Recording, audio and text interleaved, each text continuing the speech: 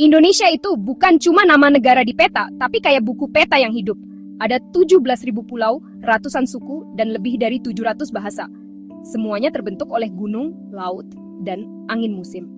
Hari ini, aku mau ajak kalian jalan-jalan kilat dari peta ke budaya, buat lihat gimana geografi itu membentuk identitas di seluruh Indonesia. Kita mulai dari pulau-pulau. Kalau masyarakat dipisahkan sama air, bahasa itu bisa berkembang sendiri-sendiri.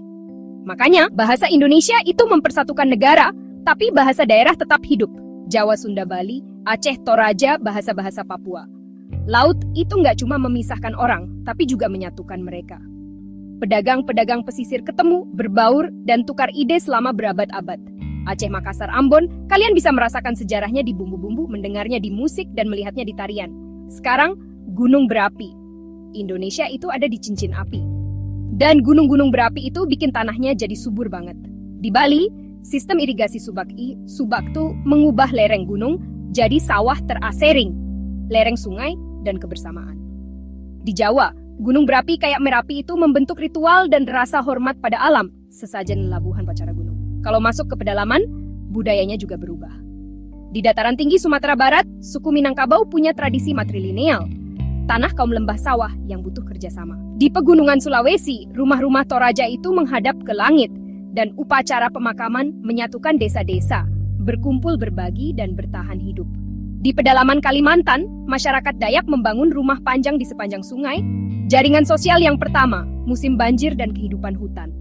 Ke pesisir, kalian bakal ketemu suku Bugis, pembuat kapal legendaris yang perahu pinisinya berlayar ngikutin angin musim, dan suku Bajo, manusia laut yang dulunya hampir seluruh hidupnya di atas air. Di sini, laut itu bukan pembatas, tapi jalan raya, dapur, dan sekolah. Di Maluku, tradisi sasi itu melindungi terumbu karang dan hutan dengan menutup panen secara musiman.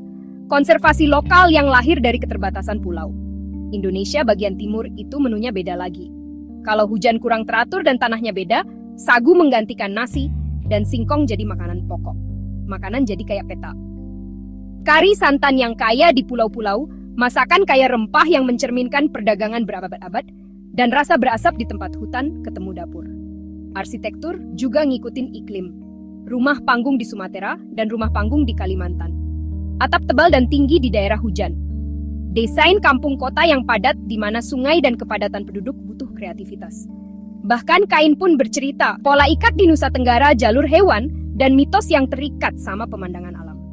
Dan di dataran tinggi Papua, keterasingan itu membentuk bahasa dan kebiasaan yang berbeda di lembah-lembah yang dipisahkan oleh puncak gunung.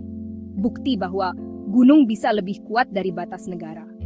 Jadi ya, geografi itu menulis draft pertama, tapi manusianya yang mengedit. Migrasi ke kota-kota kayak Jakarta, Surabaya, dan Medan itu mencampur dialek dan resep masakan. Kapal feri dan pesawat bikin jarak jadi lebih dekat.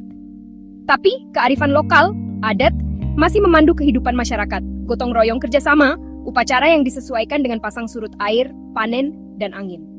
Kalau kalian mau ngerti Indonesia, jangan cuma nanya siapa orangnya, tapi tanyalah, gimana tanahnya? Karena dari terumbu karang sampai hutan di atas awan, Medan itu membentuk bahasa, rumah, lagu, bumbu, dan jiwa. Itulah peta menuju budaya. Dan itu masih terus digambar, satu pulau demi satu pulau.